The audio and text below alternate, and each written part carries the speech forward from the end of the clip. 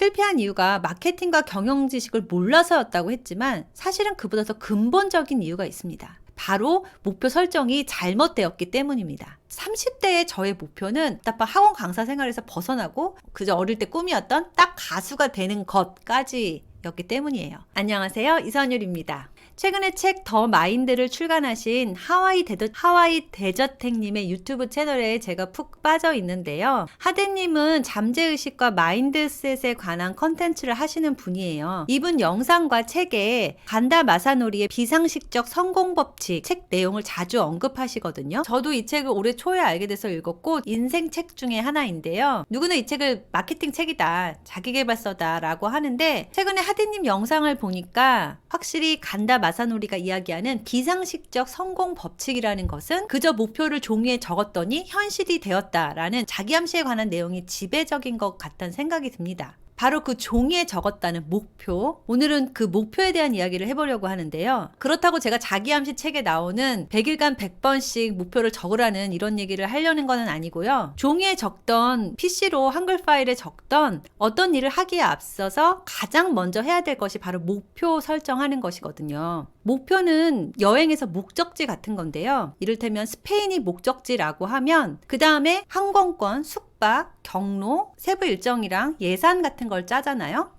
꼭 반드시 여러분의 인생의 최종 목표를 적는 게 아니더라도 가수가 되려는 큰 목표 설정을 한 다음에 음원을 낸다든지 오픈마이크로 데뷔 공연을 한다든지 그 다음에 이렇게 세부 목표가 나오는 거거든요. 어떤 프로젝트를 진행할 때 가장 먼저 해야 되는 것이 목표 설정과 계획을 짜는 거, 플래닝을 하는 일입니다. 근데 안타까운 건 목표를 적는 사람도 별로 없고 그 목표가 또 자신한테 맞는 건지도 정확하지 않은 경우가 많았어요. 저도 과거에 그랬던 경험이 있고요. 오늘 영상을 끝까지 봐주시면 제가 어떤 부분에서 실패를 했던 건지 참고가 되실 수 있을 것 같습니다. 3년 전 2020년에 사업자가 되어야겠다고 새로운 목표 설정을 했었을 때와 막연히 어릴 때 꿈을 이루고자 했던 30대의 목표 설정과는 확연하게 다르더라고요. 제가 28년간 1000명이 넘는 학생들을 가르쳐 왔는데요. 대다수의 학생들은 인생 목표가 뭔지도 모르고 하고 싶은 게 어떤 건지 모르는 경우도 많았던 것 같아요. 그래도 음악을 하겠다고 음악이 좋아서 온 친구들이긴 했지만 이 또한 대학 진학이 목표였던 거고요. 뿐만 아니라 성인 대상의 콘서바토리 대학 강의를 나갔었을 때도 그저 주어진 과제와 시험, 졸업 공연과 같은 스케줄에 맞춰서 생활을 하는데요. 사실 대학에는 과제와 숙제가 엄청나게 많습니다. 그 외에 방학 때는 그 나이대의 사람들과 비슷하게 연애하고 알바하고 그렇게 생활하는 것 같더라고요. 자신의 음악을 하는 사람은 극히 드물었던 것 같습니다. 저 또한 30대 입시 강사 시절에는 묻지도 따지지도 않고 그저 주어진 지식을 쉽게 전달하는 역할을 했었다면은 3년 전 번아웃 이후에 저의 인생 하프타임에 대해서 진지하게 생각을 하게 되었는데요. 그때 목표 설정을 다시 한 이후로 단순 지식 전달자가 아니라 코칭하는 사람이 되어야겠다고 마음 먹은 후로는 다른 방식의 교육을 시도했던 것 같습니다. 영상에서도 이미 여러 번 이야기했고 이 채널에 평범했던 고딩이 음원을 내기로 했다라는 시리즈를 보시면 아실 수 있을 텐데요. 입시가 아닌 프로 뮤지션으로 코칭해서 앨범을 내는 과정을 담은 영상이고요. 이 친구가 올해 밴드 무드로 데뷔를 했고 저 또한 작년에 학원을 퇴사를 하고 본격적으로 프로듀서이자 사업자로 전환을 하게 되었습니다. 애초에 입시가 목표가 아닌 틀을 만들겠다는 제 목표 설정 자체가 달라지기도 했었고요. 중학생 때부터 밴드를 하려면 어떻게 해야 되는지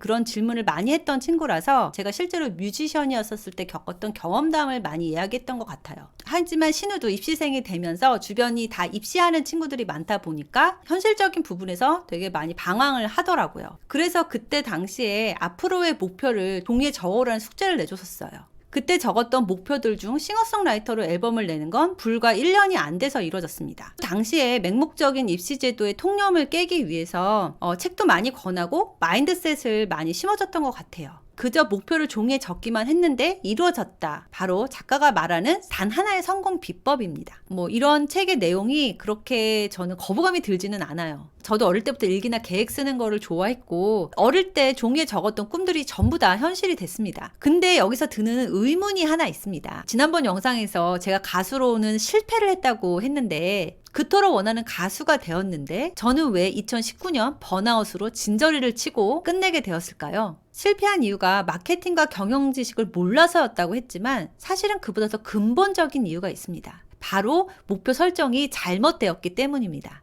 이게 무슨 말이냐면 목표 설정이 딱 대학 진학까지만이 목표 설정인 것과 똑같아요. 30대의 저의 목표는 딱 학원 강사 생활에서 벗어나고 그저 어릴 때 꿈이었던 딱 가수가 되는 것까지였기 때문이에요. 한마디로 그 다음을 생각조차 못했던 겁니다.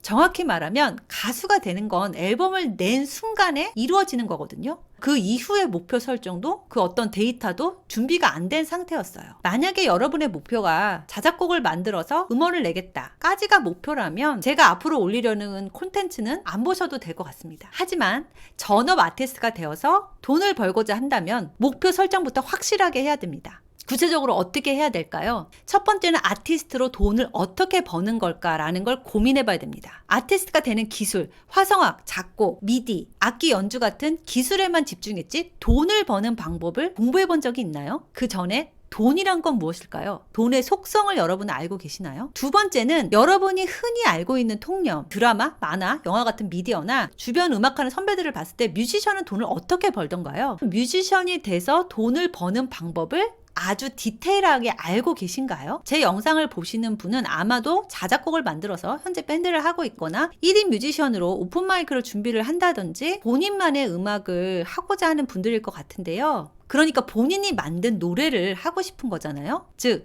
대중을 신경 쓰지 않고 내가 좋아서 만든 노래로 돈까지 벌고 싶은 거예요. 우리나라에서 현재 아이돌 음악, 주로 댄스 음악이 많죠. 그다음에 힙합, 여러분이 알고 계시는 인디 음악, 이렇게 비교해서 제 생각을 이야기해 볼게요.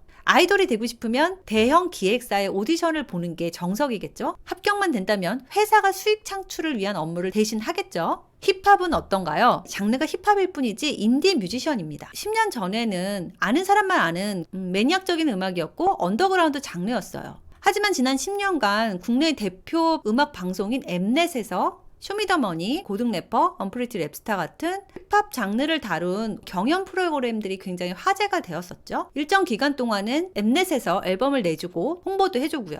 인디밴드, 무한도전에 출연해서 대중적으로 잘 알려진 혁오밴드, 장기하와 얼굴들, 대중이 다 아는 소위 뜬 뮤지션들이잖아요. 방송에 출연해서 얼굴이 알려졌으니까, 유명해졌으니까 돈방석에 앉을 거라고 생각하시지 않나요? 그러니까 앞으로 내가 만들 노래도 당최 어떤 방법인지는 모르겠지만 내가 만든 노래가 좋으니 사람들이 좋아해 줄 것이고 방송국에서 섭외가 올 것이고 그 다음에 나는 유명해질 거다 라고 생각하시진 않나요? 저는 과거에 그랬습니다. 하지만 이들의 정확한 개런티가 얼마고 각종 행사, 페스티벌의 개런티는 얼마며 공연 수익은 얼마고 음원 수익은 얼마고 저작권료는 얼마고 이런 돈에 대해서는 수입에 관해서는 어떤 경로로 어떻게 들어온지 얼마나 어디까지 알고 계신가요? 제가 말하고자 하는 핵심은 이겁니다. 앨범을 냈더니 멜론이나 음원 스트리밍 사이트에 등록이 되고 바로 가수가 되었다.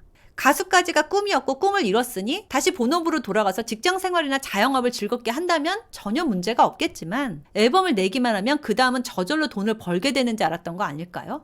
아니면 그저 가수가 되는 꿈에 취해서 현실적인 부분을 간과했을지도 모릅니다. 과거에 저는 그랬습니다. 그래서 목표 설정부터가 잘못되었다는 겁니다.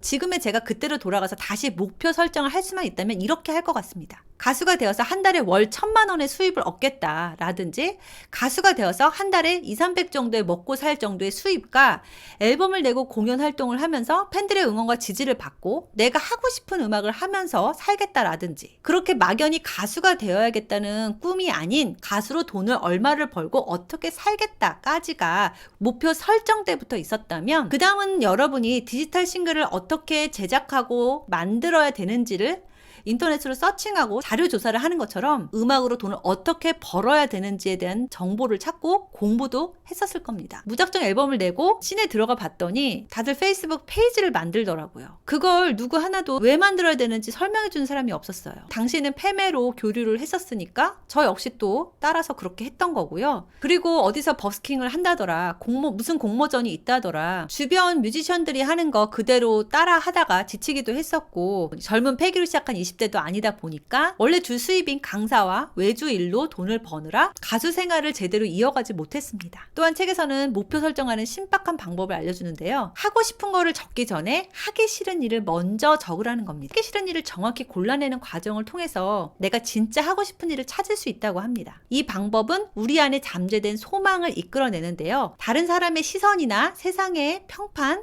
가족의 기대 혹은 친구나 지인들의 상식적인 목표에서 벗어나 남들한테 보여지게 멋져 보이는 목표가 아닌 진짜 내 마음이 원하고 하고 싶은 것에 초점이 맞춰진다고 해요. 하기 싫은 일을 정확히 골라내기도 전에 하고 싶은 일을 목표로 내걸면 비극이 찾아온다고 합니다. 하고 싶은 목표 중에도 하기 싫은 일이 포함되어 있기 때문이에요. 이를테면 제가 레이블 사업을 크게 확장하는 것만이 목표라고 하면 제가 고통스러워하는 일, 싫은 사람한테 굽신거려야 한다든지 싫은 사람과 교류를 해야 된다든지 지나치게 일 중독이 된다든지 하는 저의 지금의 행복 우선순위에서 벗어난 행동으로 또다시 2019년대에 번아웃이 될 수도 있거든요. 확실히 과거에는 제가 그랬던 것 같아요. 목표 중심이다 보니까 하기 싫은 것도 웃으면서 참아야 했던 적도 많았고요. 제 경험상 번아웃이 오는 원인은 하기 싫은 일을 참고 억지로 할 때 당시에는 몰랐지만 그런 것들이 쌓이게 되더라고요.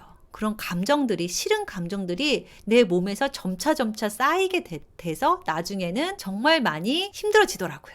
반대로 좋아하고 설레이는 일을 할 때는 전혀 지치지도 않습니다. 저에게는 무엇보다도 건강이 최우선이고 행복이 최우선이기 때문에 싫어하는 일을 참고 억지로 하지 않는다는 원칙을 세웠습니다. 그게 결과적으로 더 맞는 길을 가는 것 같고요. 50을 바라보고 있는 현재 저의 목표는 엄청나게 큽니다. 여러분의 목표는 무엇인가요? 한계를 짓지 말고 종이에 일단 다 적어보세요. 그 전에 싫어하는 목록도 반드시 작성하는 것 기억하시고요. 영상 봐주셔서 감사합니다. 여러분의 의견도 댓글로 남겨주세요.